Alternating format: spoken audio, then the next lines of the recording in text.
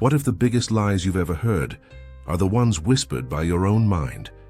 From the moment we're born, we start building walls in our minds. Not real walls, but beliefs. Quiet, invisible rules about who we are, what we can do, and what's possible. You may not even notice them, but they shape everything. Beliefs like, I'm not good enough. I'll never succeed. People like me don't get that kind of life. Where did these beliefs come from? Most of them were never truly yours. They were handed to you by others, parents, teachers, society, even pain. And over time, you believed them. Not because they were true, but because you heard them enough times. Like a cage built from words, these beliefs keep you from moving forward, even when the door is wide open. So now, the real question is this. If your beliefs are the prison, then who built it? And more importantly, who holds the key? Long ago, before modern life took over, people asked deep questions. What is real? What is truth? Are we seeing the world as it truly is, or only shadows? Plato once told a story about people trapped in a cave, only seeing shadows on a wall, and mistaking them for reality.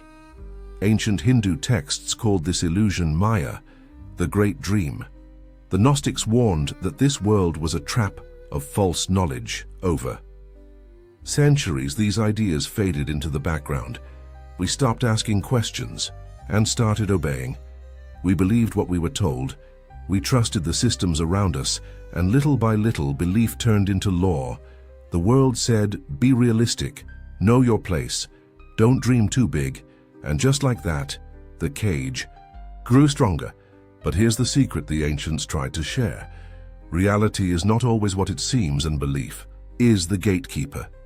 Every one of us wears a mask, not one made of plastic or paint, but of thoughts, fears, and memories. It begins in childhood. We're told how to behave, what to believe, and who to be. If we follow the rules, we get love.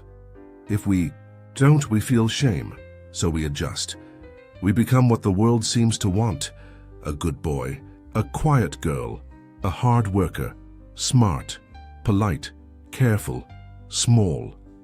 This mask, this image becomes who we think we are. But deep down, beneath the surface, something else remains, the real self, untouched and unseen. That real self starts to believe the lies it was taught, that it's not enough, that it must prove its worth, that love must be earned. This is how the false self is born, not evil, not wrong, just scared. It clings to the beliefs that feel safe, even if they're painful, even if they're lies. Now here's the twist. Your beliefs aren't facts, they're programs. Your mind is like a computer, and beliefs, they're the code. It runs. If you've told yourself, I'm not capable 1,000 times, your brain starts to accept it as law. It wires itself to match the story. But here's the miracle of the human brain. It can rewire itself. Thoughts can change. Beliefs can be updated. Programs can be rewritten. Think of your beliefs like glasses. They color how you see the world, but they are not the world itself. So ask yourself, what are you seeing through? And who chose those glasses? If beliefs are just programs, then maybe it's time to ask, who's really writing the code? Now you might wonder, if these beliefs hurt us, why don't we just let them go? The answer is strange, because we need them, not because they help us, but because they protect us. Our minds are wired to keep us safe, even if it means staying small. Letting go of a belief means stepping into the unknown, and the unknown feels dangerous. If you've always believed you're unworthy, then imagining you're powerful feels unreal, scary, even threatening. So the ego fights back. It says, and stay where it's familiar, even if it's painful. We protect our beliefs like old armor, worn, rusted, heavy, but still ours. And yet, what if that armor is keeping you from flying? Now let's take things even deeper. What if your beliefs don't just shape your mind, but your entire reality? Quantum physics shows us that the observer affects the observed, that what we expect to see can actually change what is. Mystics have whispered it for centuries. You create your reality. The world mirrors your thoughts, as within, so without. The placebo effect proves belief can heal the body. Fear can make us sick. Hope can make us strong. So what if reality itself, this moment, this life, is shaped by the stories you believe? What if the world isn't fixed, but fluid, and belief is the paintbrush? If we strip away every belief, every thought, every story, what remains? Silence. Stillness. A presence behind the noise. This is not something you learn. It's something you remember. Who you truly are is not a role, a belief, or a story. You are the awareness watching it all. You are the sky behind the clouds, the ocean beneath the waves. The real you has no limits, no fear, no name. It was never broken. It was only buried, all along. You were free. So now the question is simple. What will you believe? You are not your past. You are not your pain. You are not your fear. You are the dreamer, the writer, the architect. Your beliefs are not your prison. They are your tools. So, pick up the pen, rewrite the code. Choose a new story. Because the truth has always been this: you are not the story, you are the one who tells it. What if I told you that the version of you you've lived as, your fears, your doubts, your ceiling, is not actually you? That the voice in your head saying you're not good enough, that's just how life is. Some people are lucky, not you. Isn't yours at all. It was given to you, whispered through childhood, repeated by the world, and eventually believed by you. Like a spell cast without your permission, you were taught how to see yourself, how to think about success, love, safety, even how to define what's possible. But here's the twist. Most of those beliefs aren't based on truth. They're based on fear, on control, on keeping you small. This isn't about self-help slogans or pretending to be confident. This is about waking up, about realizing that the walls in your life might not be real walls at all, just old thoughts you've forgotten how to question. So now I ask you, who would you be without the story you've been telling yourself? From the moment we're born, we start learning, not just how to walk or speak or feed ourselves, but how to belong, how to survive. As children, we absorb everything. When we hear things like, be careful, you're not good at that, don't dream too big, we believe it, not because it's true, but because it came from the people we trusted the most. These beliefs are like seeds planted in the mind, and over time they grow into the way we see the world. Think about it. If you were told over and over again that you're not creative, would you even try to create? These beliefs become the blueprint for our reality, not because reality says so, but because we stop questioning it. The philosopher Wittgenstein once said, "The limits of my language are the limits of my world." What if your inner language, your self-talk, is limiting your world right now? What if you've never actually failed? You've just been following a rule book someone else wrote. So why do we keep these beliefs? Why don't we just drop them? Because the ego, the part of us that says, I am this, was built on them. Your ego is like an architect. It builds a whole identity based on the beliefs you accepted as true. I'm not a leader. I'm the shy one. I'll never have what they have. And once your ego builds this identity, it protects it, even if it's painful, even if it's small, because anything that challenges it feels like death. The ego doesn't care if you're happy. It only cares if you're right about who you think you are. So when you try to grow, when you start saying, maybe I'm more than this, the ego whispers, be careful. Don't change. Remember who you are, but what if that identity isn't the real you? What if it's just a costume you forgot you were wearing? Here's the turning point. Your beliefs are not facts.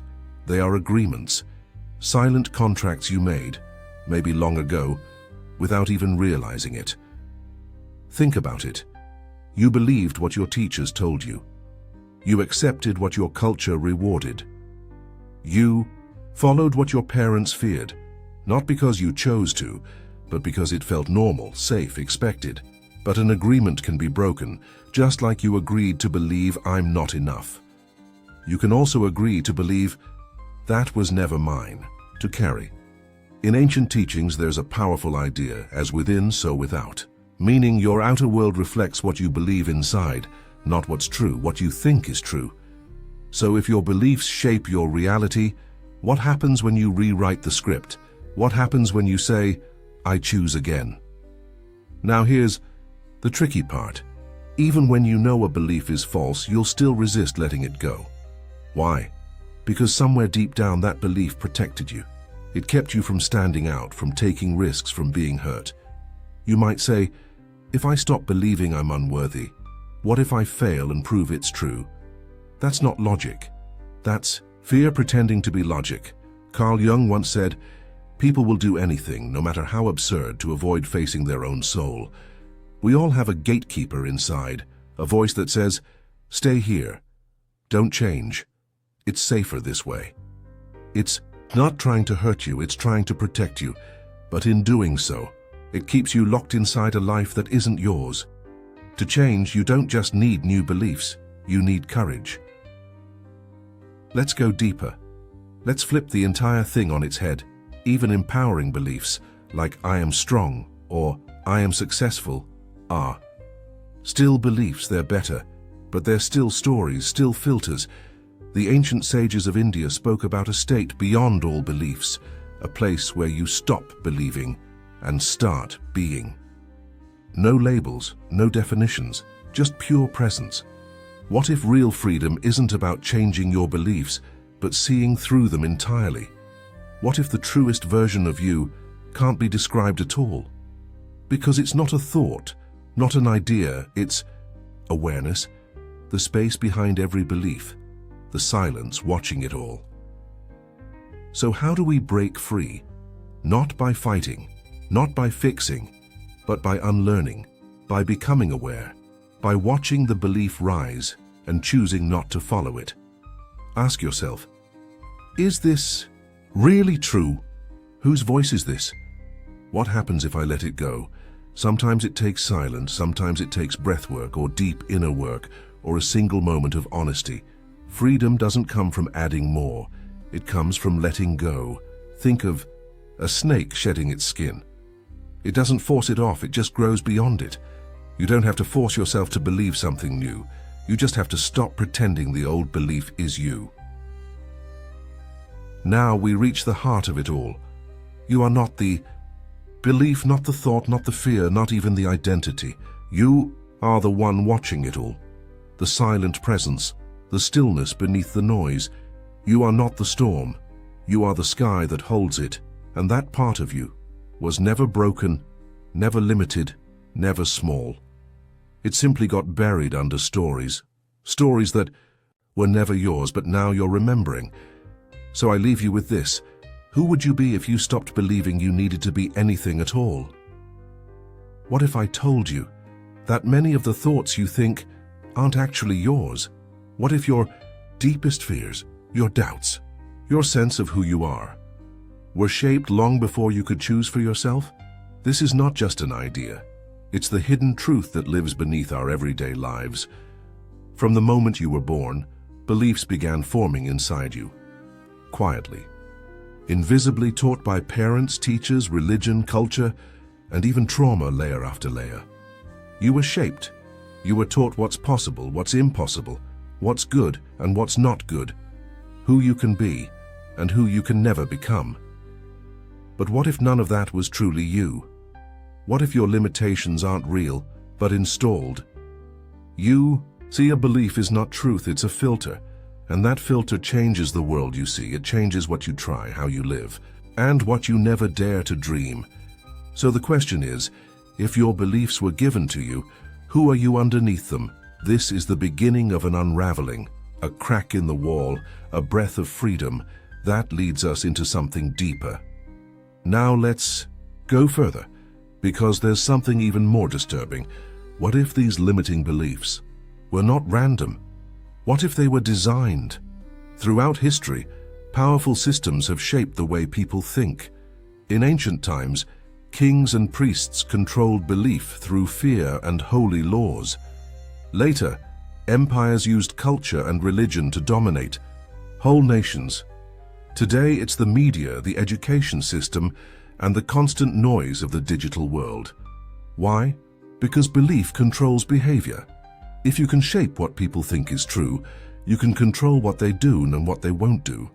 Plato once told a story about people in a cave watching shadows on a wall. They believed the shadows were real because they'd never seen the world beyond. We are those people, taught to believe in limits we never questioned. Don't speak up. Stay in your lane. Be realistic. But who benefits from your silence? Who profits from your fear? When you stay small, someone else stays in control. To question your beliefs, then, is more than personal. It's revolutionary. It's a quiet act of rebellion, and it begins with truth. There's a name for this fire of truth, Aletheios Varn. Aletheia, a word from ancient Greece, means uncovering or truth, and Varn, from old mystic roots, means the inner fire. Together they speak of something powerful. The moment you begin to see what was once hidden. This is not about learning something new. It's about unlearning what was never yours. To begin with, many old wisdom traditions knew this. The ancient sages said, "Not this, not that," meaning, what you truly are is not any belief or label. You are not your name, your job, your pain, or your past. You are something deeper, something untouched. This fire, Aletheios Varn, burns away the lies. There are people who've walked this path, mystics who left everything to find the truth, people who shattered old stories and found a new self waiting underneath. And when they speak, they don't give you answers. They give you silence because that's where your truth begins. But it's not just spiritual, it's also biological. Science shows that your body actually remembers what you believe. When a thought is repeated, "I'm not good enough," "I'm not safe," "I'll never succeed," your brain wires itself around that thought. Over time it becomes a pattern. Your nervous system reacts, your heart races, your body tenses up. Not because something is wrong right now, but because your beliefs have trained your body to expect it. This is how trauma works too. A child who grows up feeling unsafe may form deep, hidden beliefs. I don't deserve love.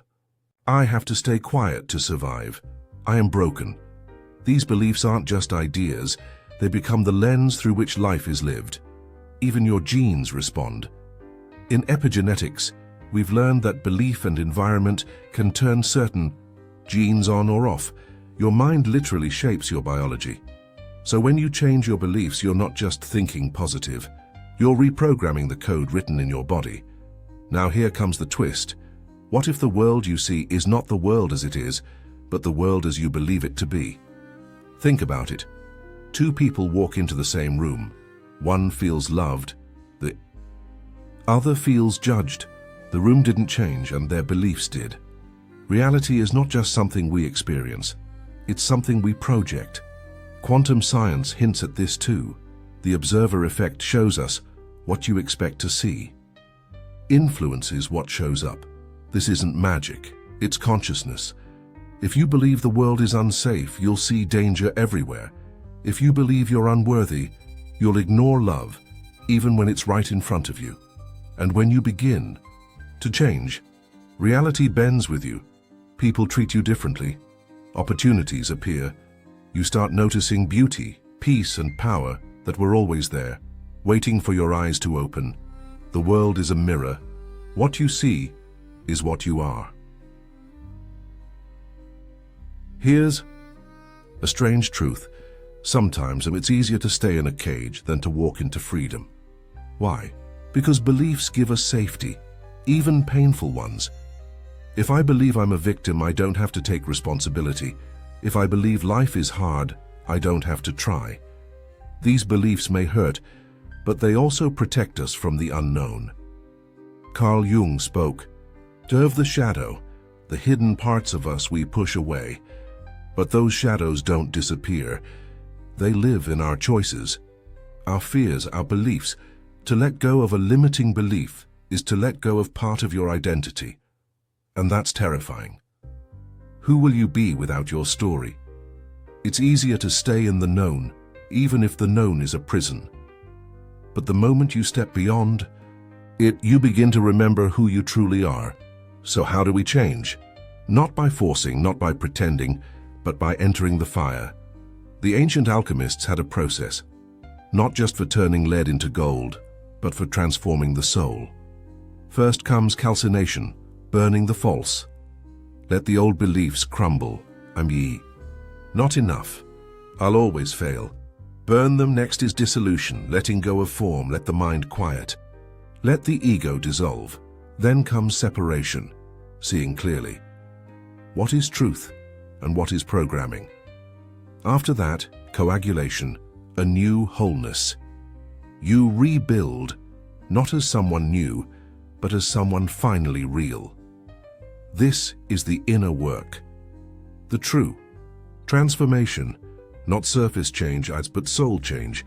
You don't become someone different, you become someone true. And now, the final truth. Your healing is not just for you. When one person breaks free from their limiting beliefs, it sends a ripple through the whole world. Like a thread in a vast web, your freedom touches others. A child raised by someone who knows their worth. We'll grow up believing in possibility.